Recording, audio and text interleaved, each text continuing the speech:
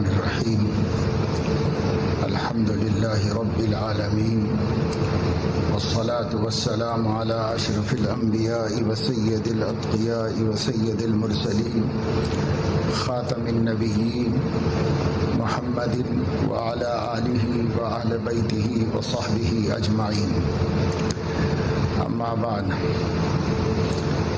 قد قال اللہ تبارک وتعالی یا ایہا الذین آمنوا کتب علیکم الصیام کما کتب علی الذین من قبلکم لعلکم تتقون ایاما معدودات فمن كان منكم مريضا أو على سفر فعدة من أيام أخر وعلى الذين يطيقونه فدية طعام مسكين فمن تطوع خيرا فهو خير له وأن تصوموا خير لكم إن كنتم تعلمون صدق الله العظيم۔ رمضان کریم کے مبارک اور محترم ایام گزر رہے ہیں۔ اللہ تعالیٰ کے فضل و کرم کے ساتھ صحت و سلامتی، امن و امان اور رزق و راحت سے اللہ تعالیٰ اس مبارک مہینے میں ہمیں داخل فرمایا اور ہمارے ساتھ احسان و اکرام کا معاملہ فرمایا۔ اللہ تعالیٰ کریم ہے اور کرم ہی کا معاملہ کرتے ہیں، لیکن بندوں کو چاہیے کہ وہ اللہ تعالیٰ کی عظمت، اس کا احترام، اس کا اکرام خود بھی کریں۔ اللہ تبارک و تعالیٰ شانہ کی عظمت کا احترام، اس کے احکام کے مطابق زندگی گزارنا ہے، اس کی چاہت اور اس کی پسند کو ملحوظ رکھ کر زندگی گزارنا ہے۔ دنیا میں آدمی کو کسی سے محبت ہو جاتی ہے تو آدمی اس کی پسند کو، اس کی چاہت کو ملحوظ رکھ کر زندگی گزارتا ہے۔ دنیا کی جو رغبتیں ہیں اور جو دنیا کی چاہتیں ہیں وہ فانی ہیں اور ناپسندیدہ ہیں۔ جنت کی نعمتوں کے مقابلے میں، اللہ تعالیٰ کی محبت کے مقابلے میں، اللہ تعالیٰ کی عظمت کے مقابلے میں کسی سمجھدار کے لیے پسندیدہ نہیں ہے۔ اللہ کی ان نعمتوں کی قدردانی صحیح معنوں میں یہی ہے کہ بندہ اللہ تبارک و تعالی شانہ کی عظمت کا احترام کرے، اس کے مقام اور مرتبے کو سامنے رکھ کر زندگی گزارے۔ اللہ تعالیٰ کن باتوں سے خوش ہوتے ہیں اور کن باتوں سے ناراض ہوتے ہیں، ہر مومن کو اس کا علم ہونا چاہیے۔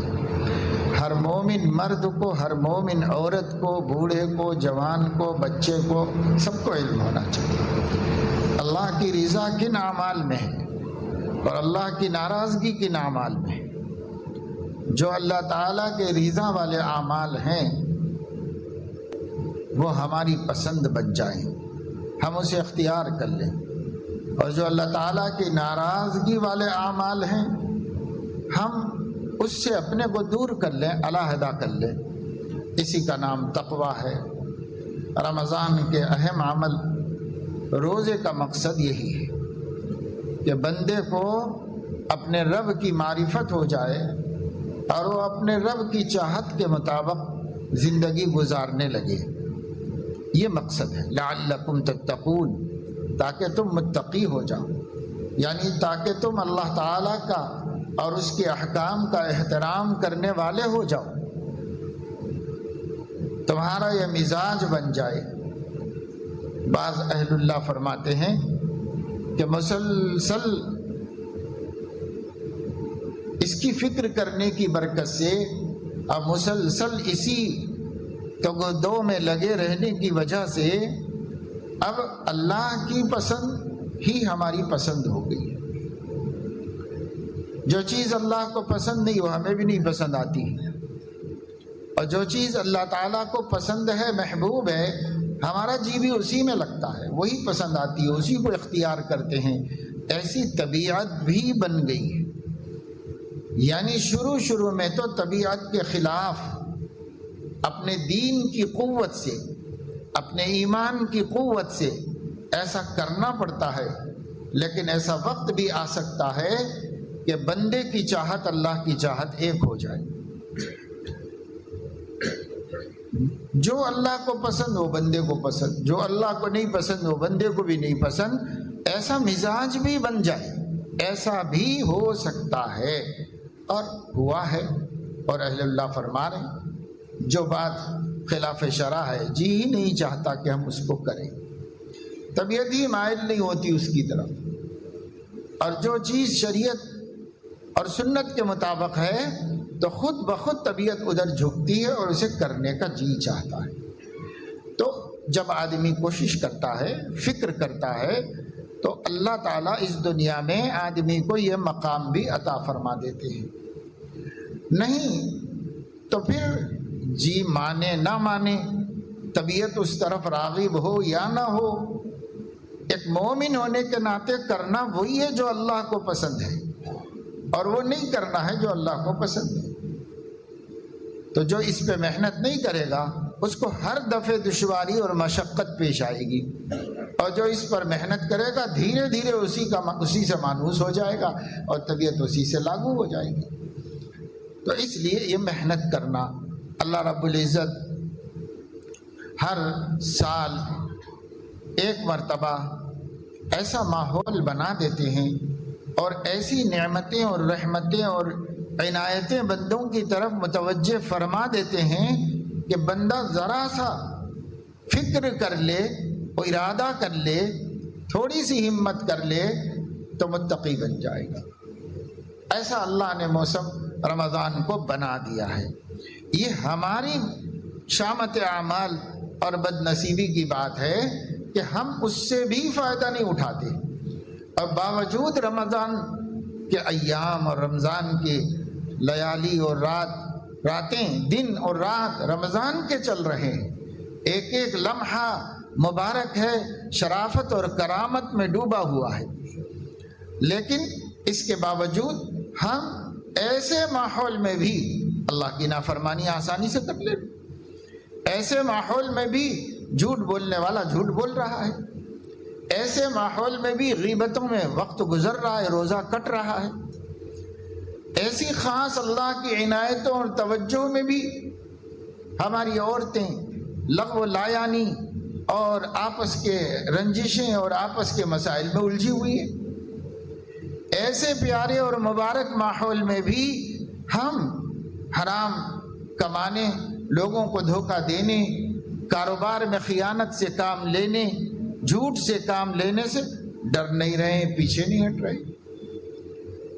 تو جب آدمی خود نہیں چاہے گا تو کچھ بھی نہیں ہو سکتا، آدمی کو خود ارادہ کرنا پڑے گا۔ اللہ کی طرف سے تو سب کچھ ہے، اللہ کی طرف سے ہر سہولت بندے کو دی جا رہی ہے۔ خاص ان دنوں میں، اس موسم میں اللہ نے ہر طرح بندے کو لیے متقی بننا آسان فرما دیا ہے۔ متقی بننا کیا ہے؟ بس معمولی سا اس کا ترجمہ یہ ہے کہ آدمی اللہ کی نافرمانی نہ کرے، اللہ کا حکم نہ توڑے، یعنی فرائض و واجبات کی تعمیل کرتا رہے اور گناہوں سے اپنے کو بچاتا رہے، دور رکھتا رہے۔ اسی کا نام تقویٰ ہے۔ امتثال الاوامر، اجتناب النواہی، احکامات الہیہ کو بجا لانا اور منہیات سے اپنے کو روکنا اور دور رہنا۔ لیکن ہم دوسروں کو کیوں دیکھیں، اپنے آپ کو دیکھیں۔ تو کیا ہم سے ہو سک رہا ہے اس پر عمل کا جو کوشش؟ پہلے تو اللہ تعالیٰ نے فرمایا تھا فاتقوا اللہ حق تقاتہ، یا ایھا الذین آمنوا اتقوا اللہ حق تقاتہ، اے ایمان والو اللہ سے ایسا ڈرو جیسا کہ اس سے ڈرنے کا حق ہے، اللہ کا ایسا احترام کرو جیسا کہ اس کے احترام کا حق ہے بندوں کے اوپر، ایسا کرو جس شان کا ہے تمہارا رب اس شان سے اس کی عزت کرو۔ تو صحابہ کرام رضوان اللہ علیہ مجمعین کو یہ مسئلہ بہت گمبھیر محسوس ہوا، سخت محسوس ہوا۔ صحابہ کرام نے سوچا کہ اللہ کا حق ہم بندے کیسے ادا کریں گے، وہ تو بہت بڑا ہے، اکبر ہے، ہم کیسے اس کا حق ادا کریں گے؟ سوچ میں پڑ گئے صحابہ، خوف زدہ ہو گئے، ڈر گئے کہ اب تو ہم یہ حکم پورا کر ہی نہیں سکتے۔ تو پھر اللہ تعالیٰ نے رعایت فرمائی اور فرمایا فاتقوا اللہ ما استطعتم، جتنا تمہارے اندر دم خم ہے اور جتنی تمہیں ہمت ہے اتنا تو کر لو بھائی، اسی کو ہم ہمارا حق ادا کرنا مان لیں گے۔ اگر تم اپنی طاقت و قدر میں کوتاہی نہیں کرو گے تو ہم مان لیں گے کہ بندے نے ہمارا حق ادا کر دیا، اگرچہ کہ کوئی بندہ اللہ کا حق ادا نہیں کر سکتا، لیکن مان لیں گے کہ ادا کر دیا۔ یہ اللہ نے ہمیں چھوٹ دے دی، رعایت دے دی۔ اب ہم دیکھیں کہ کیا ہم اپنی طاقت و قدر بھی تقوی اختیار کر رہے ہیں؟ تو ہمیں خود پتہ چل جائے گا کہ یہ کام ہم کر سکتے تھے لیکن کاہلی کی وجہ سے ہم نے نہیں کیا، یہ کام ہم چھوڑ سکتے تھے مگر بے ہمتی کی وجہ سے ہم نے نہیں چھوڑا۔ تو پتہ چلا کہ ہم مستطاعتم پر بھی عمل نہیں کر رہے۔ اللہ کی شان کے مطابق تو بہت دور کی بات ہے، جتنا تم سے ہو سکے اس پر بھی ہم عمل نہیں کر رہے۔ تو پھر اس کا تو مواخذہ ہوگا بھائی، اس کو تو اللہ پوچھے گا، ضرور پوچھے گا، اور ہمیں اس کا جواب دینا ہوگا اللہ تعالیٰ۔ اس لیے میرے عزیزو دوستو، ہمیں اس مہینے کے اندر کم از کم تھوڑی سی فکر کر کے، کوشش کر کے اس میں کامیابی حاصل کر لینا چاہیے کہ ہم اللہ تعالیٰ کے اور اس کے احکام کے احترام میں کسی قسم کی کمی کوتاہی نہ کریں۔ روزہ بہت سے لوگ رکھتے ہیں ماشاءاللہ، جو نمازی ہیں وہ روزہ بھی رکھتے ہیں، لیکن روزہ ہمارا روزہ ہو جائے، ایسا نہ ہو کہ روزے میں ہم حلال تو چھوڑ دیں مگر حرام میں مبتلا رہیں، ایسا نہ ہو۔ آنکھوں سے حرام دیکھنا ہوتا ہے، کانوں سے حرام سننا ہوتا ہے، زبان سے حرام بولنا ہوتا ہے، ہاتھ پیر سے ناجائز اور حرام کاموں کا ارتکاب ہوتا ہے، ہمارے اعضاء ظاہرہ اور ہمارے باطن کا، یعنی ہمارا قلب اور ہمارا ضمیر اور ہمارا دل، اس سے بھی بہت گناہ ہوتے ہیں۔ ہمارا دل رمضان میں بھی اگر تکبر کر رہا ہو، ہمارا دل رمضان میں بھی اگر کسی کی نعمت کو دیکھ کے جل رہا ہو، حسد کر رہا ہو، ہمارے دل میں رمضان میں بھی کسی مسلمان کی طرف سے میل ہو، کینہ کپٹ ہو، ہمارے دل میں رمضان کے جیسے مبارک ماحول میں بھی اعمال میں غیر اللہ کو خوش کرنے کی آمیزش ہو اور اس کی بھی اس کے اندر شمولیت ہو، ہمارے دل کے اندر جو جو چیزیں نہیں ہونی چاہیے اگر وہ ہیں تو ہم باطنی طور پر متقی نہیں، ظاہری طور پر نماز بھی پڑھ لے رہے ہیں، روزہ بھی رکھ لے رہے ہیں، تو ظاہری تقویٰ تو آیا، لیکن اگر ہماری زبان گناہ کر رہی ہے، ہماری آنکھ گناہ کر رہی ہے، ہمارے کان گناہ کر رہے ہیں، ہمارے ہاتھ پیر گناہ کر رہے ہیں، تو ظاہری گناہوں میں بھی مبتلا ہے، نہ ظاہر میں تقویٰ نہ باطن میں تقویٰ۔ اور اللہ چاہتے ہیں کہ اس مہینے میں ہر بندہ متقی بن جائے، ہر بندہ متقی بن جائے، اور ہر بندے کے دل میں اللہ کا احترام پیدا ہو جائے، اللہ کے قانون کا احترام پیدا ہو جائے، اللہ کے احکام کا احترام پیدا ہو جائے، اللہ کے نبی کی چاہتوں اور ان کی تعلیمات کا احترام پیدا ہو جائے، اللہ کی کتاب کی عظمت اور اس کا احترام پیدا ہو جائے۔ یہی سب چیزوں کا مجموعہ تقویٰ ہے، تقویٰ کہلاتا ہے۔ یہ سب چیزیں ہمارے اندر آئیں گی تو کام بنے گا آسانی سے، اللہ تعالیٰ راضی ہو جائیں گے، اور اللہ کی رضا سے بڑی کوئی چیز نہیں۔ مومن کے لیے اللہ تعالیٰ کی رضا سے بڑی کوئی چیز نہیں، اللہ راضی ہو جائیں اس سے بڑی کوئی چیز نہیں۔ پوری زندگی کا تمام دین اسلام کے احکام کا حاصل یہ ہے کہ بندہ اپنے اللہ کو راضی کرنے میں کامیاب ہو جائے، اللہ راضی ہو جائیں۔ کیسے پتہ چلے گا ہمیں؟ اگر ہم اللہ کے احکام کا احترام کر رہے ہیں تو اللہ ہم سے راضی ہے، اور اگر ہم نہیں کر رہے ہیں تو اللہ ہم سے ناراض ہے، اور اگر ہم تھوڑا کر رہے ہیں، تھوڑا نہیں کر رہے ہیں، تو جتنا نہیں کر رہے ہیں اتنا ناراض ہے، جتنا کر رہے ہیں اتنا خوش ہے ہم سے اللہ۔ بندے کو پوری پوری کوشش اس کی کرنی ہے، رضا الہی کا حصول۔ صحابہ کرام کی زندگی کا مقصد یہی ہو گیا تھا کہ کسی طرح اللہ راضی ہو جائیں۔ رضا کے مقابلے میں سخط اور ناراضگی ہے عربی زبان میں۔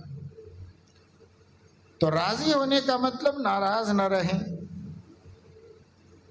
اللہ تعالیٰ راضی بھی ہوتے ہیں، ناراض بھی ہوتے ہیں۔ صحابہ کرام کے بارے میں فرمایا رضی اللہ عنہم ورضوا عنہ، اللہ تعالیٰ ان سے راضی ہے اور وہ بھی اللہ سے راضی ہے۔ تو جب بندہ اللہ سے راضی ہو جاتا ہے تو اللہ تبارک و تعالی شانہ اس سے راضی ہو جاتے ہیں۔ امام ابن قیم رحمہ اللہ فرماتے ہیں کہ اللہ تعالیٰ سے راضی ہونا 4 جگہوں پر پرکھا جاتا ہے، اللہ کی طرف سے 4 جگہوں پر پرکھا جاتا ہے۔ نمبر 1، اللہ تعالیٰ کی الوہیت سے راضی ہونا کہ اللہ ہی الہ واحد ہے، معبود برحق ہے، اللہ کے علاوہ کوئی اس لائق نہیں، نہ ہم کسی اور کو مانتے ہیں عبادت کے لیے، نہ ہم کسی اور کو اللہ کے ساتھ شریک کرتے ہیں۔ اللہ تعالیٰ کو واحد نہ ماننا کفر ہے، اور اللہ کے ساتھ کسی اور کو بھی شامل کر دینا شرک ہے۔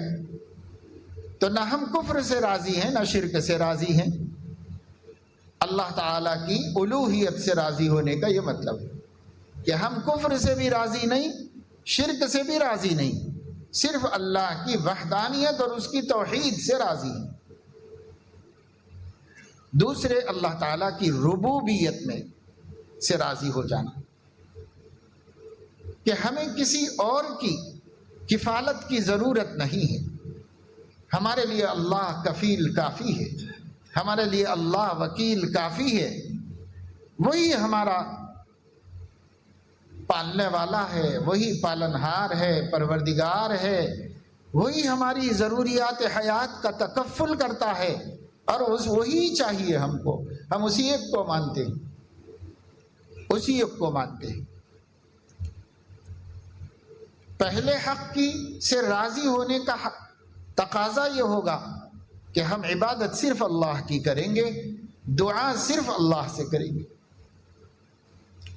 ربوبیت سے راضی ہونے کا تقاضا یہ ہے کہ ہم سوال اللہ سے کریں گے، استعانت اللہ سے کریں گے، اللہ ہی کو حاجت روا سمجھیں گے، اللہ ہی کو مشکل کشا سمجھیں گے، اللہ ہی کو اپنے لیے سب کچھ مانیں گے، اسی سے رزق مانگیں گے، اسی کو اپنی زندگی اور موت کا مالک مانیں گے، سب کچھ اللہ سے، کیونکہ وہ رب ہے۔ جب رب ہے تو بندوں کو پرورش کرنے کے تقاضوں کو پورا کرتا ہے، رب ہونے کا یہ مطلب ہے۔ تو ہمارے لیے اللہ کافی ہے، اپنی پرورش اور اس کے تقاضوں کے لیے اللہ کا رب ہونا سے راضی ہو جانا،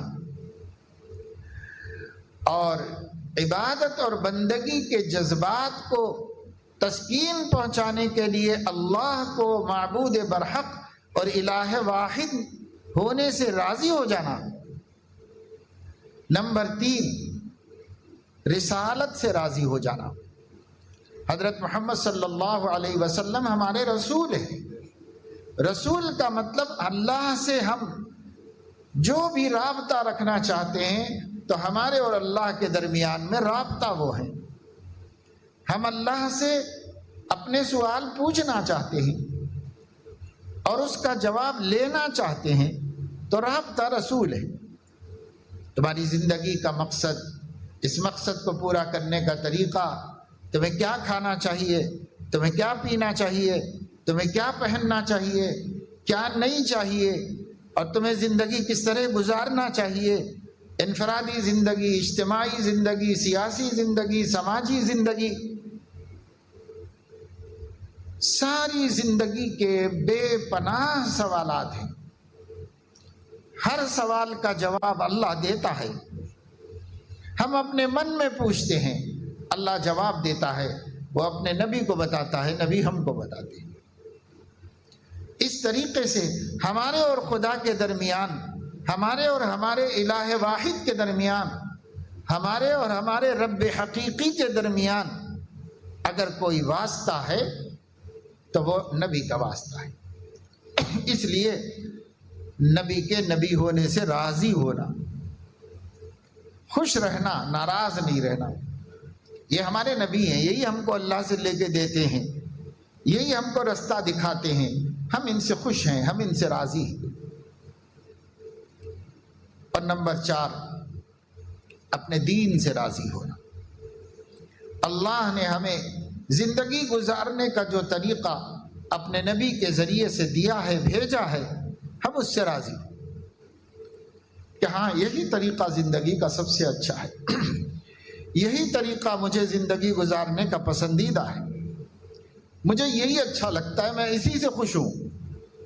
جو کام جس طرح کرنا نبی کے ذریعے ہمیں ملا ہے، ہم اس سے خوش ہیں، ہم ایسے ہی کرنے کو اچھا محسوس کرتے ہیں، ایسے ہی کرنے سے ہمارا بھی جی خوش ہوتا ہے۔ جو نبی نے ہم کو دین دیا ہے، دین کیا ہے؟ زندگی گزارنے کا طریقہ، یہ دین ہے۔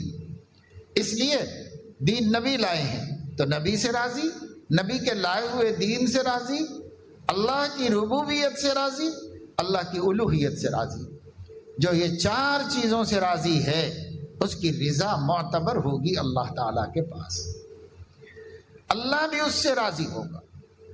یہاں 4 جگہوں پہ اللہ آزمائے گا، توحید میں آزمائے گا، توحید الوہیت میں آزمائے گا، توحید ربوبیت میں آزمائے گا، اور توحید رسالت میں آزمائے گا، اور توحید دین میں آزمائے گا۔ بس ہر جگہ آپ کا اپنا پرسنل ہے جو اللہ کا دیا ہوا ہے، اس میں کسی کی آمیزش نہیں، شمولیت نہیں، کمی نہیں، زیادتی نہیں۔ کمی وہ کرے گا جو ناراض ہے، زیادتی وہ کرے گا جو مطمئن نہیں ہے اور ناراض ہے۔ اس لیے کمی نہیں، زیادتی نہیں۔ نبی کی نافرمانی وہ کرے گا جو نبی سے ناراض ہے، اور وہ فرما برداری ہی کرے گا جو اس سے خوش ہے اور راضی ہے۔ تو 4 مقامات ہیں جہاں اللہ بندے کا راضی ہونے کو آزماتا ہے، اور اگر بندہ یہاں راضی ہے تو اللہ بھی اس بندے سے راضی ہے۔ رضی اللہ عنہم ورضوا عنہ، صحابہ ان 4 جگہوں پر پکے تھے، بالکل اللہ سے راضی تھے اور خوش تھے۔ اللہ بھی ان سے خوش ہو کر قرآن میں نازل کر دیا کہ ہم بھی ان سے راضی ہیں۔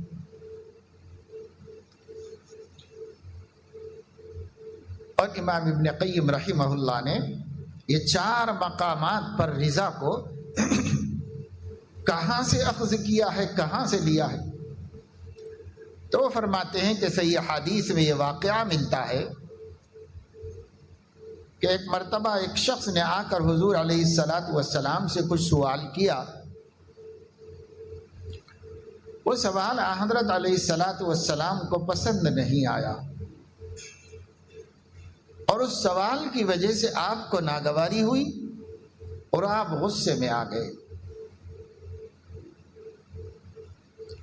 وہ تو بدو آدمی تھا، اسے کچھ احساس ہوا نہیں، لیکن سیدنا عمر فاروق رضی اللہ تعالیٰ عنہ کو بے انتہا احساس ہوا۔ فوراً سمجھ گئے کہ یہ محل حضور علیہ السلام کے غضب کا ہے، آپ کو بات پسند نہیں آئی اور آپ کو غصہ آ گیا۔ اب نبی کا غصہ تو ساری دنیا کو ڈھا دے، نبی کا غصہ خدا کے غضب کا سبب ہے۔ جب نبی ناراض ہو تو اللہ کب خوش رہ سکتا ہے؟ یہ بڑے صحابہ کرام کو ہمیشہ یاد رہتا تھا۔ وہ ڈر گئے اور ڈر کر کے انہوں نے سوچا کہ یہ غصہ ختم کرنا چاہیے۔ اگر یہ غصہ ختم نہیں ہوگا تو پھر اللہ کے غصے کا ظہور ہو جائے گا بندوں پر، اس کو ختم کرنا چاہیے۔ کیسے ختم ہوگا؟ حضرت عمر کی سمجھ میں بات آئی، وہ 2 زانوں بیٹھ گئے اور اپنے گھٹنوں کے بل ہو گئے اور نہایت ادب کے ساتھ کہنے لگے، رضیت باللہ ربا وبالاسلام دینا وبمحمد نبیا۔ رضیت باللہ ربا وبالاسلام دینا وبمحمد نبیا۔ ایسے کو دہراتے رہے، ریپیٹ کرتے رہے۔ جیسے جیسے یہ کلمہ وہ پڑھتے جاتے تھے، حضرت علیہ السلام کا غصہ فروغ ہوتا تھا، کم ہوتا جاتا تھا، نیچے اترتا جاتا تھا۔ جب آپ کا غصہ ختم ہو گیا تو حضرت صلی اللہ تعالی علیہ وسلم نے پھر سائل کو تنبیہ فرمائی اور اسے بتایا کہ نبی سے کیا باتیں پوچھنی چاہیے اور کیا باتیں نہیں پوچھنی چاہیے، ایسے سوالات نہیں کرنے چاہیے۔ ان کی تنبیہ کی، تعلیم کی حضور علیہ السلام نے۔ لیکن اگر غصہ رہتا تو نہ وہ تعلیم ہوتی نہ تنبیہ ہوتی، بلکہ خدا کا غضب نازل ہو جاتا۔ حضرت عمر رضی اللہ تعالیٰ عنہ نے اس وقت میں جو باتیں پیش کی وہ یہ 4 باتیں تھیں۔ اللہ تعالی کی الوہیت اور ربوبیت سے راضی ہوں، رضیت باللہ ربا، اللہ ہونا، اس کا الہ واحد ہونا ہے، الہ واحد ہونے سے، رب حقیقی ہونے سے راضی ہوں، اسلام کو دین مان کر راضی ہوں، اور محمد کو رسول مان کر راضی ہوں صلی اللہ علیہ وسلم۔ یہ 4 چیزوں سے وہ راضی ہوئے تو حضور علیہ السلام کا غصہ، حضور کا غصہ اترا تو اللہ کا غصہ اتر گیا، گویا اللہ بھی راضی ہو گئے، نبی بھی راضی ہو گئے۔ جب یہ 4 باتوں سے بندہ راضی ہو گیا۔ اسی طریقے سے حدیث میں ہے کہ اذان ختم ہونے کے بعد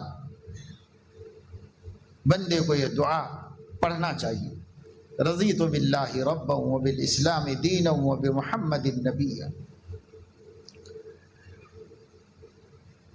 تو امام ابن قیم نے فرمایا کہ میں نے یہ دونوں حدیثوں کو سامنے رکھا تو مجھے یہ سمجھ میں آیا کہ رضا 4 جگہوں پر اللہ بندے کی پرکھتا ہے، اور بندہ وہاں پر راضی ہے تو خود اللہ بھی اس سے راضی ہو جاتا ہے، اور جس سے اللہ راضی ہو گیا اس کا کام بن گیا۔ پوری زندگی کا امتحان یہی ہے کہ اللہ کو ناراض کیے بغیر اس دنیا سے چلے جائیں۔ جب ہم جا رہے ہوں تو اللہ ہم سے راضی ہو۔ یہ تو پوری زندگی کے مجاہدات کا حاصل ہے، لیکن آدمی کو سمجھ میں نہیں آتا کہ اللہ کو راضی کہاں کریں، کیسے کریں۔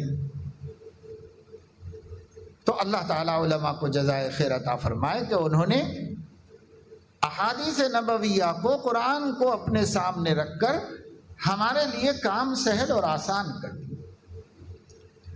اب یہ جو تحقیق انہوں نے فرما دی وہ بہت سہل تحقیق ہے۔ آدمی ان 4 جگہوں پر اپنے کو پرکھتا رہے، اپنے آپ کو دیکھتا رہے کہ میں اللہ کے الہ واحد ہونے سے راضی ہوں کہ نہیں راضی ہوں۔ میں اللہ کے رب حقیقی ہونے سے راضی ہوں کہ نہیں راضی ہوں؟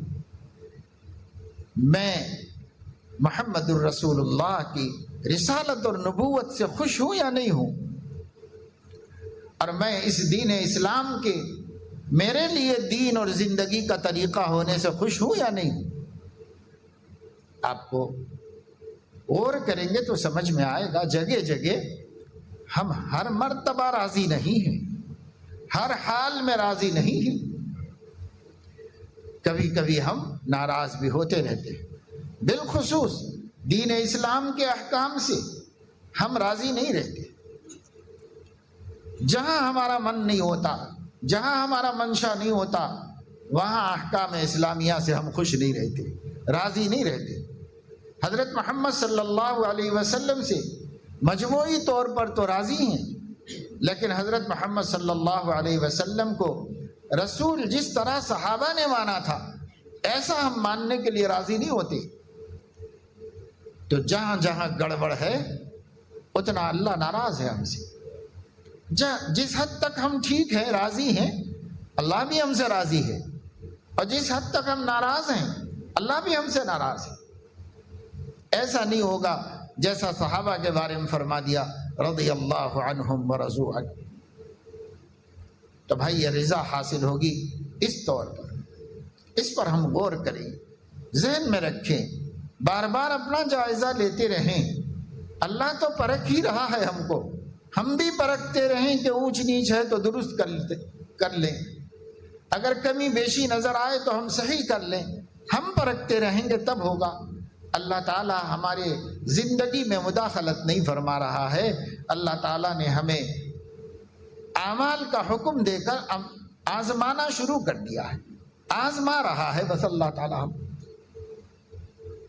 اس لیے ہمیں متقی بننے کے واسطے ان چاروں مقامات پر اپنے کو راضی ہونے کی آزمائش کرنا چاہیے۔ راضی ہے یا نہیں ہے اس کو دیکھتے رہنا چاہیے۔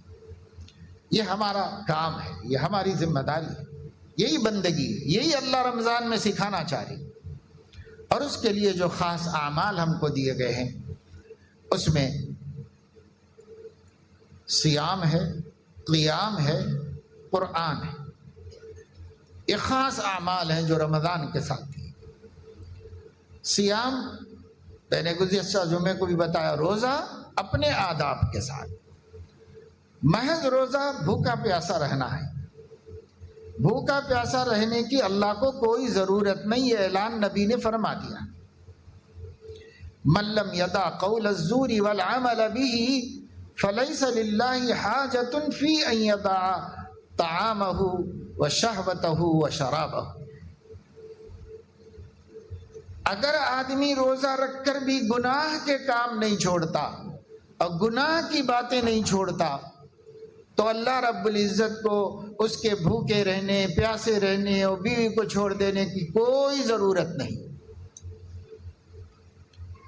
یہ تو ایک خاص مصلحت سے کرایا گیا تھا، اور وہ یہ کہ تم ان حلال کو چھوڑو اور حلال کو چھوڑ کر حرام کو بدرجہ اولا چھوڑ دو۔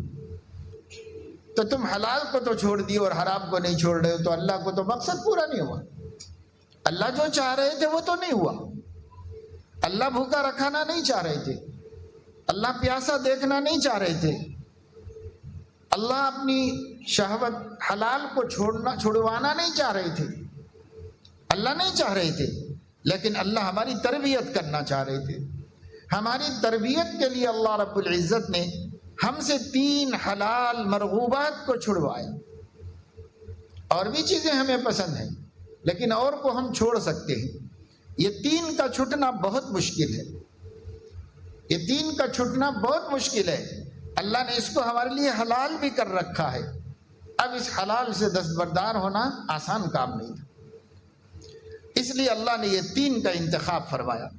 کھانا جو ہر بندے کی ضرورت ہے، ہر دن کی ضرورت ہے، بلکہ صبح و شام کی ضرورت ہے۔ ہمارے علاقوں میں 3 وقت کی ضرورت ہے، دنیا کے اکثر علاقوں میں 2 وقت کی ضرورت ہے۔ اسی وجہ سے اردو زبان میں 2 وقت کی روٹی کہا جاتا ہے، کیونکہ کھانا 2 وقت ہی ہوتا ہے ساری دنیا میں۔ صبح ہوتا ہے، شام ہوتا ہے. ہمارے علاقوں میں، نوابوں کے، شہنشاہوں کے علاقے میں 3 وقت کا ہوتا ہے. صبح بھی ہوتا ہے، دوپہر بھی ہوتا ہے، شام ہوتا ہے. تو آپ کی 3 وقت کی روٹی چھوڑنا آسان کام ہے؟ نہیں. بظاہر دن بھر اپنے کھانے کے معمول کو بدلوایا، کھانا بھی نہیں چھڑوایا اللہ نے. ہمارے ملک میں حکیم انشاء اللہ خان مرحوم گزرے، بڑے شاعر تھے، پائے کے شاگرد تھے ملک میں. ان کا نام انشاء اللہ خان تھا. وہ فرماتے ہیں کہ تصدق اپنے خدا کے جاؤں، یہ پیار آتا ہے مجھ کو انشاء. انشاء ان کا نام ہے. تصدق قربان ہونے کو کہتے، فدا ہونے کو کہتے، جان دے دینے کو تصدق ہونا کہتے. تصدق اپنے خدا کے جاؤں، یہ پیار آتا ہے مجھ کو انشاء. ادھر سے یہ گناہ پہ ہم، ادھر سے دم بدم عنایت. تو کتنی مہربانیاں ہیں، کتنی عنایتیں ہیں. صبح سے شام تک بدنگاہی کرو، آنکھ کی روشنی چھین سکتا ہے مگر نہیں چھین رہا ہے. صبح سے شام تک موسیقی سنو، روزہ گزار رہے ہیں لوگ اس طریقے سے کہ میوزک لگا کے ٹائم پاس کر رہے ہیں. ارے بھائی قرآن سن کے بھی تو کر سکتے ہیں، قرآن پڑھ کے بھی تو کر سکتے ہیں. نبی پاک صلی اللہ علیہ وسلم کی نعت اور اللہ کی حمد و ثنا سن کر بھی تو ٹائم نکال سکتے ہیں اگر ٹائم بہت ہے. ورنہ ہم کو تو سمجھ میں نہیں آ رہا ہے کہ ٹائم بہت ہے، اس واسطے کہ ہر دن کے کام بچ کے رہ جا رہے ہیں اور شام ہو جا رہی ہے. کام باقی رہ جا رہے ہیں اور شام ہو رہی، تو ٹائم تو نہیں سمجھ میں آ رہا ہے کہ بہت ہے. مگر چلو کسی کے پاس بہت ہے اور پاس نہیں ہو رہا ہے، اس لیے میوزک میں پاس کرنا ہے، گانوں میں پاس کرنا ہے.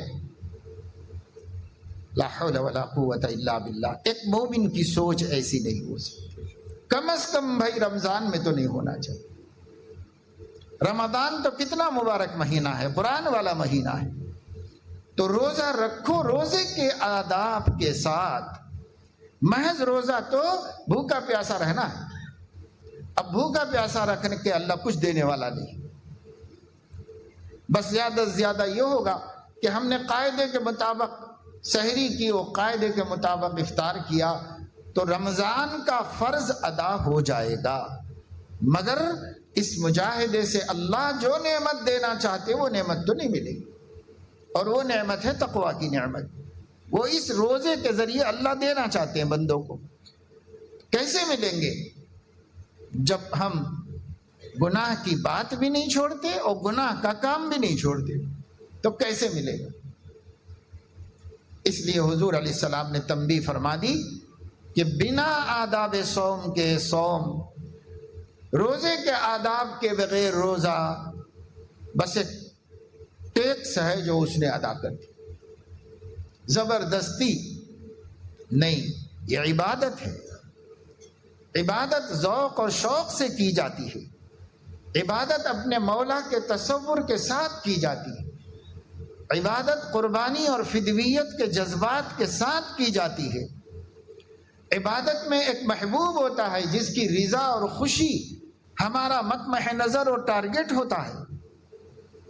عبادت زبردستی کے جمع خرچ کا نام نہیں ہے. عبادت ایک محبوب کو خوش کرنے کی کوشش کا نام ہے. عبادت ایک محبوب حقیقی کو راضی کر لینے کی محنت کا نام ہے. اس لیے اپنے روزوں کو روزہ بنانا ہے، تب جا کر اس کا صحیح نفع ہمارے سامنے آئے گا. اور روزہ کیسے بنے گا؟ وہ یہ کہ بار بار یہ سوچنا کہ میں نے اللہ کی خاطر اس کے حکم سے، اس کے غضب سے بچنے کے لیے اور اس کی نعمتوں کو لینے کے لیے حلال چھوڑ دیا ہے، تو حرام چھوڑنا میرے لیے کیا مشکل ہے. حرام کو تو میں بدرجہ اولا چھوڑ دیتا ہوں. اس لیے حرام خود بخود چھوڑتا چلا جائے، چھوڑتا چلا جائے. یہ پریکٹس 30 دن ہوگی تو انشاءاللہ تعالی اللہ رب العزت سال بھر اس کی برکت کو جاری رکھے. وعدہ ہے اللہ تعالیٰ کا. مگر ہم 3 دن گزر گئے، ہر شخص اپنے گریبان میں منہ ڈال کر دیکھے کہ اس کے 3 روزے کتنے ادب کے ساتھ ہوئے، اس کے 3 روزوں میں اس نے نگاہوں کی کتنی حفاظت کی، کانوں کی کتنی حفاظت کی، زبان کی کتنی حفاظت کی، دل دھیان کو غیر اللہ میں مشغول رکھنے سے کتنا پاک رکھا اور کتنا محفوظ رکھا، کتنا اس نے قرآن کی تلاوت کی، کتنا اس نے ماں باپ کی خدمت کی، کتنا اس نے غریبوں کو پوچھا اور کتنا اس نے راہ خدا میں خرچ کیا، کیا کیا کیا، اپنا جائزہ لو اور دیکھ لو۔ تو 3 دن میں ہم اچھے کاموں میں پیچھے ہیں اور لغو و لایانی کاموں میں، اور بہت سے تو گناہ کے کاموں میں بھی آگے نکل گئے۔ یہ بہت بری بات ہے۔ اللہ کیا سکھانا چاہ رہا ہے اس کو سامنے رکھو اور اس کو سیکھنے کی کوشش کرو۔ ایک نعمت دینا چاہ رہا اللہ، اس نعمت کو لینے کے لیے طلبگار بنو اور اس کے آداب کی رعایت کرو، اور وہ کس طرح ملتی ہے نبی سے سیکھ کر اس ویسا روزہ رکھو۔ اور دوسرا عمل قیام کا ہے، قیام شروع شب میں بھی اور قیام اخیر شب میں بھی۔ شروع شب کا قیام پورے سال نہیں رہتا، صرف رمضان میں رہتا ہے، اور اخیر شب کا قیام پورے سال میں ہے، اور جس کو ہمت ہو اس کے لیے شرف ہے، اور اگر کوئی نہ حاصل کر سکے تو مواخذہ نہیں ہے، گناہ نہیں، لیکن عزت، شرف اور اللہ کی پسند اور نفل نمازوں میں سب سے قیمتی اور سب سے اہم نماز تہجد کی نماز ہے۔ تہجد کی نماز اخیر شب میں پڑھی جاتی ہے۔ حج دن کے معنی ہے سو کر اٹھنا، اس لیے وہ تہجد ہے، سو کر اٹھ کر پڑھی جاتی ہے۔ عام طور سے لوگ سال بھر سونے کے بعد اٹھ نہیں پاتے، سوائے خوش بخت اور سعادت مند بندوں کے کہ وہ سو کے بھی اٹھتے ہیں، بلکہ ایسے ایسے بندے بھی ہیں روئے زمین کے اوپر، ہماری بستیوں میں، محلوں میں، خاندانوں میں، جو اگر رات کو 4 بجے بھی سوئیں گے تو تہجد میں اٹھ جائیں گے، چاہے دن بھر تھکے ہوئے ہوں گے تو بھی تہجد میں اٹھ جائیں گے، سفر میں ہوں گے تو بھی تہجد میں کھڑے ہو جائیں گے، بیمار ہوں گے تب بھی تہجد کے وقت اٹھ جائیں گے اور عبادت کرنے کی کوشش کریں گے، کر لیں گے۔ ایسے بھی بندے ہیں، اللہ اس لیے رکھا ہے کہ کاہلوں کو، غافلوں کو ان سے عبرت حاصل ہو اور سبق ملے، اس لیے اللہ نے رکھا ہے۔ جیسے اللہ نے دنیا میں اندھے لوگ اس لیے رکھے کہ آنکھ والوں کو آنکھ کی نعمت کی قدر سمجھ میں آئے، اللہ نے کچھ لوگوں کو بہرا اس لیے بنایا کہ کان والوں کو بہرے پن سے کا احساس ہو اور سماعت کی قدر سمجھ میں آئے، گونگے لوگ اس لیے رکھے تاکہ زبان والوں کو قدر سمجھ میں آئے کہ یہ کتنی بڑی نعمت ہے، لولے لوگ اس لیے رکھے کہ ہاتھ والوں کو ہاتھوں کی نعمت سمجھ میں آئے، لنگڑے لوگ اس لیے رکھے کہ لنگڑے لوگوں کو جن کے پیر صحیح سالم ہیں سمجھ میں آئے کہ یہ کتنی بڑی نعمت ہے۔ کچھ لوگوں کو اللہ رب العزت نے تیسری جنس بنایا، اللہ کو کیا مجبوری تھی، لیکن اس لیے بنایا کہ عورتوں کو اپنے صحت مند ہونے کی قدر ہو، مردوں کو اپنے صحت مند ہونے کی قدر ہو، اس کے لیے اللہ نے بنایا۔ اگر یہ بندے جن کو اللہ نے اپنی قدرت سے ایسا بنایا ہے، معذور، لاچار، عیبدار اللہ نے بنایا ہے، اگر یہ بندے اللہ سے خوش ہیں اور اس سے ناراض نہیں ہیں تو اللہ تعالیٰ اس کا بہترین اجر ان کو قیامت میں دے گا، کیونکہ اللہ نے اس بندوں کو، ان بندوں کو، ان چند بندوں کو اپنے تمام بندوں کی ہدایت کا، عبرت کا، سبق کا سبب بنایا تھا اللہ نے، اس لیے اللہ نے ان کو استعمال فرمایا۔ وہ ناراض نہیں ہے تو اللہ ان کو بہترین اجر اس کا عطا فرمائے گا، جو وہ سوچ بھی نہیں سکتے، اتنا اجر اللہ ان کو عطا فرمائے گا۔ یہ اللہ نے جیسے رکھا ہے نا، ایسے ہی اللہ پاک نے سماج میں ان بندوں کو بھی رکھا ہے جو باحیا ہیں، تاکہ بے حیا لوگوں کو ان سے عبرت حاصل ہو۔ اللہ نے ان لوگوں کو بھی رکھا ہے جن کی نگاہیں کسی غیر عورت پہ نہیں پڑتی، تاکہ جو لوگ بد نگاہی کر رہے ہیں وہ ان سے سبق حاصل کریں۔ اللہ نے ایسے بندوں کو رکھا ہے جن کی کبھی نماز نہیں چھوٹتی تاکہ بے نمازی ان سے عبرت حاصل کریں۔ اللہ نے ایسے بندوں کو ہر جگہ رکھا ہوا ہے جو تہجد گزار ہیں، وہ برس کے 12 مہینے کسی بھی مصیبت سے گزر جائیں مگر یہ مبارک عمل کے خدا کے سامنے پچھلے پہر تنہا کھڑے ہوں جب ساری دنیا سو رہی ہو، وہ اپنے اللہ سے مناجات کر رہے ہوں، اس لذت کو چھوڑنے کے لیے تیار نہیں ہوتے، چاہے ان کو کتنا ہی مجاہدہ کرنا پڑے۔ تو ہم عرض کرتے ہیں کہ بھائی کم سے کم اس نعمت کو رمضان میں تو نہ چھوڑیں ہم، کیونکہ سحری میں اٹھ رہے ہیں، جو سحر کا وقت ہے وہی تہجد کا وقت ہے، اس لیے سحر میں اٹھ رہے ہیں، ذرا جلدی اٹھ جائیں۔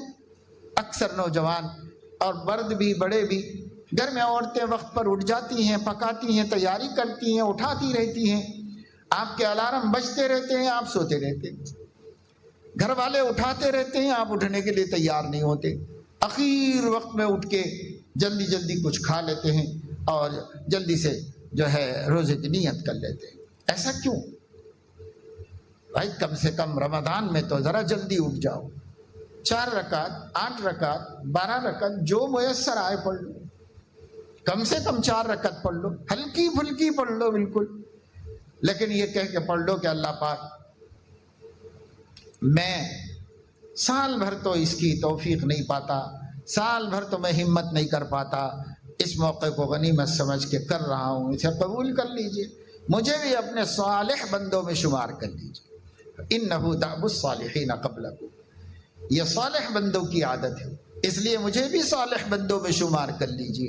یہ کہہ سکتا بندہ کر سکتا، لیکن اگر راتوں میں آوارہ گردی نہیں کریں گے، راتوں میں ہوٹلنگ نہیں کریں گے، راتوں میں ریسنگ نہیں کریں گے، رمضان کی راتوں میں چوراہوں پر نکڑوں پر کھڑے نہیں ہوں گے، تو پھر انشاءاللہ تہجد میں اٹھیں گے، تراویح پڑھو سیدھے گھر جا کے سو جاؤ، برابر اٹھیں گے وقت پر اور اٹھ کر کے تہجد بھی پڑھ سکیں گے۔ اب دیکھنا یہ ہے کہ رمضان کی راتوں میں یہ بازاروں میں پھرنا، ہوٹلوں میں بیٹھنا، گپ شپ کرنا، کھانا پینا، یہ زیادہ اہمیت کی چیز ہے یا یہ کہ اپنے وقت اوقات کی حفاظت کر کے اللہ کی بندگی کرنا زیادہ اہمیت کی چیز ہے؟ مغفرت اس سے ہوگی کہ اس سے ہوگی؟ پہلا عشرہ رحمت، دوسرا عشرہ مغفرت، تیسرا عشرہ جہنم سے نجات، بد نصیب بندوں کے تینوں عشرے بازاروں میں، تو کہاں ملے گی بھائی رحمت، کہاں ملے گی مغفرت؟ سوچو ذرا کہ اللہ کیا کیا دینے کو تیار ہے اور ہم لینے کے بالکل تیار ہیں، ہمیں کوئی دلچسپی نہیں کہ اللہ کی نعمتوں کی ہمیں ضرورت ہے، کیا یہی دہی بڑے حلیم بازاروں میں بیٹھنا، گپ شپ کرنا، ٹھٹا کرنا، ہنسی مذاق کرنا، ساری کی ساری ہوٹلیں آباد ہیں، ہر 2 ہوٹلوں کے درمیان میں 2 بھٹیاں بنی ہوئی ہیں، کیا ہے؟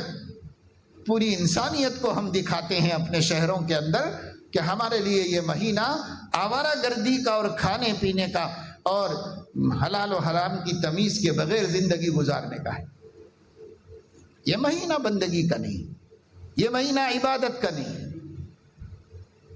کہاں آپ گزارتے ہیں وقت؟ جہاں سب سے زیادہ اللہ کو ناپسند ہے وہاں گزارتے ہیں۔ کاش یہ رمضان مسلمانوں کا مسجدوں میں گزرے، اپنے گھروں میں عبادت کرنے میں گزرے، گھر میں رہو، عبادت کرو۔ یہ کتنی بڑی نعمت ہے اللہ تعالیٰ کی، اس نعمت کی ہمیں قدر کرنے کی ضرورت ہے۔ تو قیام کرو، دونوں قیام کیجیے۔ آج کل سوشل میڈیا کا دور ہے، لغو لایانی، فضول بکواس، غیر ضروری بحثیں، ہر شخص کے جو من میں آتا ہے اسے وہ دین بنا کر سامنے رکھ دیتا ہے، اور یہی وجہ ہے کہ جتنے سوشل میڈیا پر تراویح کے بارے میں ہو، روزے کے بارے میں ہو، عید کے بارے میں ہو، رمضان کے بارے میں ہو، جتنی باتیں نام نہاد اسلامک اسکالرز کے حوالے سے آ رہی ہیں اور جتنی باتیں یوٹیوبرز پھیلا رہے ہیں، آپ ان سب کو ملا کر دیکھو، کوئی کسی سے جوڑ نہیں کھاتا اور کوئی کسی سے متفق نہیں، ہر ایک کی بات دوسرے کے خلاف ہے، ہر ایک کی بات دوسرے کے خلاف ہے۔ افلا یتدبرون القرآن، وَلَوْ كَانَ مِنْ عِنْدِ غَيْرِ اللَّهِ لَوَجَدُوا فِيهِ اخْتِلَافًا كَثِيرًا۔ قرآن میں غور نہیں کرتے، اگر یہ اللہ کے غیر کی کتاب ہوتی تو اس میں اختلافات ہوتے، لیکن وہ باتیں جو علماء بیان کر رہے ہیں وہ باتیں 1400 سال سے اسی طرح بیان ہوتی بھی آ رہی، 1400 سال سے وہی باتیں ہیں، وہی لکھی ہوئی ہیں کتابوں میں، وہی ہیں لائبریریوں میں، وہی ہیں علماء کی زبانوں پر، وہی ہے امت مسلمہ کے عمل میں۔ 1400 سال سے جو علماء بیان کر رہے ہیں وہ نبی سے لے کے یہاں تک کنٹینیو آ رہا ہے۔ جو آج کل طرح طرح کی باتیں یوٹیوبرز اور اسکالرز پھیلا رہے ہیں اور سوشل میڈیا پہ چلا رہے ہیں، تو ایک سے ایک متضاد بات ہے، ان کچھ بول رہا وہ کچھ بول رہا وہ کچھ بول رہا وہ کچھ بول رہا وہ کچھ بول رہا، جنگل ہے معلومات کا۔ اور ہدایت وہ ہے جو از زمانے نبی اس زمانے تک کنٹینیو چلی آ رہی ہے، وہ ہدایت ہے۔ اس لیے ہر دور میں ہر دور کے علماء، فقہا، ائمہ مجتہدین، محدثین جو عمل کرتے آ رہے ہیں آپ وہ عمل کریں۔ کوئی کہہ رہا ہے کہ تہجد الگ نہیں ہے، تراویح الگ نہیں ہے، کوئی کہہ رہا سب ملا کے ایک ہی چیز ہے کبھی بھی کر لو، کوئی کچھ کہہ رہا کوئی کچھ کہہ رہا، کوئی رکعتوں پہ لے کے بحث بیٹھا ہوا ہے، کوئی اس میں ہے۔ ارے کچھ کرو تو صحیح، بحثیں ہی کرو گے کیا؟ عمل بھی تو کرو۔ عمل نہ 8 پر ہے نہ 20 پہ ہے، صرف بحثیں ہی بحثیں ہیں، ادھر سے ادھر ادھر سے ادھر کنفیوژن پیدا کرنا اور امت مسلمہ کو بے عمل بنانا، اس کے علاوہ کوئی مقصد نہیں ہے ان لوگوں کا۔ بچو ان سے، ڈرو، اپنے کو دور رکھو۔ جو بات طے ہے سو طے ہے، تراویح اپنی جگہ پر ہے، تہجد اپنی جگہ پر ہے۔ اس کی فضیلت رمضان شریف میں ہے، تہجد کی فضیلت برس کے 12 مہینے۔ 8 کر کے جو لوگ بحث کر رہے ہیں، پورے سال میں قریب رہ کے دیکھ لو کتنے دن تہجد پڑھتے ہیں۔ جب اتنا ضروری ہے اور یہی ضروری ہے اور یہی سنت ہے تو برس کے 12 مہینے کیوں نہیں پڑھتے؟ وہاں پر کاہلی کریں گے، لاپرواہی کریں گے، وہاں پر ہیلے بہانے کر لیں گے، اور امت میں کوئی 20 پڑھ رہا ہے تو اس کو روکنے کے واسطے یہ کریں گے، تو یہ مناع للخیر ہیں، خود بھی خیر نہیں کرتے، دوسرے کو بھی خیر کرنے نہیں دیتے۔ ایسے لوگوں سے ڈرو۔ رمضان کا مہینہ ہے، قیام کو اللہ نے سنت کیا ہے۔ قیام کو اللہ نے ایک کوئی بورڈ لگا کر کے اس کے اوپر کچھ اپنا لیکچر دے رہا تھا، پورے قرآن میں کہیں تراویح کا ذکر ہی نہیں ہے، لہذا پڑھو مت۔ تو پورے قرآن میں نہیں ہے تو کیا تم صرف قرآن ہی کو مانتے ہو؟ اور اگر صرف قرآن ہی کو مانتے ہو تو تمہارا ایمان بھی معتبر نہیں ہے۔ لیکن کتنے مسلمان ان کو فالو کر رہے ہیں، لاکھوں فالوورز ہیں ایسے جاہلوں گواروں کے جن کا ایمان بھی معتبر نہیں، ان کے فالوورز ہیں۔ نہیں بہت اچھی بات بولے، بہت اچھا سمجھاتے ہیں، ان کے فالوور ہیں۔ لا حول ولا قوت۔ اللہ ایسے جہل سے مسلمانوں کی حفاظت کرے، ہر مسلمان کو محفوظ رکھے اللہ تعالیٰ۔ بھائی قرآن میں ہو یا حدیث میں ہو، اللہ کے نبی صلی اللہ علیہ وسلم بھی اپنی طرف سے کچھ نہیں کہتے، ان کا کہنا حکم میں ویسا ہی ہے جیسا کہ قرآن ہے، کیونکہ وہ بھی اللہ کا کلام ہے، وہ بھی اللہ کا کلام۔ کئی لوگ منکرین حدیث اس زمانے میں بہت شاندار ایکٹر بن گئے ہیں، یوٹیوبر بن گئے ہیں، اور وہ خود منکر قرآن منکر حدیث ہیں، اور قرآن کو بھی صحیح سے ماننا نہیں آتا ان کو، اور لوگوں کو بھٹکا رہے ہیں، اور لوگوں کو ضرورت ہی نہیں ہے کہ وہ صحیح بات کو معلوم کرنے کی کوشش کریں، جو سمجھ میں آیا، جو من میں آیا اسے قبول کر دیجیے۔ ایسا مت کرو میرے دوستو، یہ سب آتے رہنے دو، دیکھو بھی مت سوشل میڈیا، کیا کرو گے دیکھ کے؟ اتنی دیر قرآن پڑھ لو، اللہ ہدایت پر قائم کر دے گا اپنے کرم سے۔ اتنی دیر جتنی دیر ہماری فون میں جا رہا ہے، یہ ادھر سے آئی ہوئی بات، ادھر سے آئی ہوئی بات، ادھر سے آئی ہوئی بات دیکھنے میں ٹائم نکل رہا ہے، پھر اس کو آپس میں دوستوں میں ڈسکشن میں ٹائم جا رہا ہے۔ یہ سارا قرآن کے ساتھ جوڑیے۔ اس مہینے میں 3 کام، صیام، قیام اور قرآن۔ روزہ رکھو آداب روزہ کے مطابق تاکہ متقی بن سکو، اور قیام کرو شروع رات کا بھی، اخیر رات کا بھی، اور درمیان میں اللہ جتنی توفیق دے اتنا کرو۔ اللہ کے نیک بندوں کا، سلف صالحین کا، صحابہ تابعین کا معمول اگر ہم دیکھیں گے تو وہ رمضان کی رات کو تو سوتے ہی نہیں، کیونکہ اللہ کو قیام پسند ہے تو خوب قرآن پڑھتے تھے، 2 پارے صرف اوابین کے اندر پڑھ رہے، سن رہے ہیں۔ جو حافظ نہیں ہے، حافظ کو لے کر منت خوشامد کر کے رات بھر اس کے ساتھ نفل میں قرآن سن رہے۔ کیوں؟ حضرت علیہ السلام ایسا کرنا چاہتے تھے، مگر کر کے آپ نے اس لیے نہیں بتایا کہ امت کے لیے ضروری ہو جائے گا، مگر آپ کی خواہش یہ تھی کہ لوگ اپنی خوشی سے کریں، لوگ اپنے جذبے سے کریں، میں کروں گا تو پھر یہ لازم ہو جائے گا ان کے واسطے۔ اس لیے حضور علیہ السلام نے فرما بھی دیا تراویح کے سلسلے میں کہ تمہارا جذبات کو تو میں دیکھ رہا ہوں، لیکن میں آج اس لیے نہیں نکلا پڑھانے کے واسطے کہ اگر اللہ نے اس عمل کو فرض کر دیا تو بعد والوں کے لیے مشکل ہوگی، اس لیے میں اس کو سنت ہی رکھنا چاہتا ہوں۔ لوگ اپنے دل کے جذبے سے کریں، لوگ اسے بوجھ سمجھ کے نہ کریں بلکہ اپنے نبی کی پسند سمجھ کے کریں۔ تو آج اس کا ہم بحثوں مباحثوں میں مقام ہی ختم کر دیے۔ جتنے لوگ پہلے اہتمام کے ساتھ مسجد پہنچتے تھے، نوجوان بچے چاہے سال بھر کیسے بھی رہے ہوں، لیکن رمضان میں آ کر مسجدوں کو آباد کرتے، عبادت کرتے، تلاوت کرتے، اب تو آنکھیں ان کو ڈھونڈنا چاہتی ہیں، تو مسجدوں میں تو نہیں نظر آتے۔ ہاں اگر رات میں نکل جاؤ تو بازاروں میں مل جائیں گے مسلمان، بازاروں میں مل جائیں گے، عورتیں مل جائیں گی، مرد ملیں گے، جوان ملیں گے، سب ملیں گے بازار میں۔ آپ مسلم امہ پوری بازار میں ملے گی رمضان میں، مسجد میں، قرآن کے سامنے، نفلوں میں، سجدوں میں، دعاؤں میں، مناجات میں۔ مسلم امہ نہیں ہے۔ دن سو کے گزار دیا کہ روزہ رکھ کر احسان کر رہے ہیں، اور رات بازاروں میں گھوم کے گزار دی۔ یہ منافقوں والی زندگی کاش کہ کم از کم رمضان میں ہم نہ گزارے ہوتے، رمضان میں نہ ہوتی۔ قرآن پڑھو، کثرت سے قرآن پڑھو، جتنا پڑھو، پڑھ سکو پڑھو قرآن۔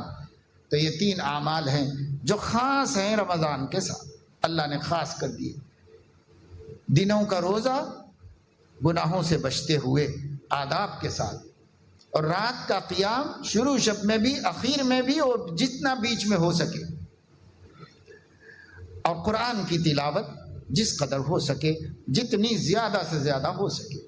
یہ 3 اعمال کم از کم اس ہفتے میں تو ہم اس پر مشق کر لیں، کوشش کر لیں۔ اللہ مجھے بھی توفیق دے، آپ کو بھی۔ اور بھی کچھ اعمال ہیں تو وہ انشاءاللہ آگے بیان کیے جائیں گے۔ اللہ تعالیٰ اپنے فضل و کرم سے توفیق عمل نصیب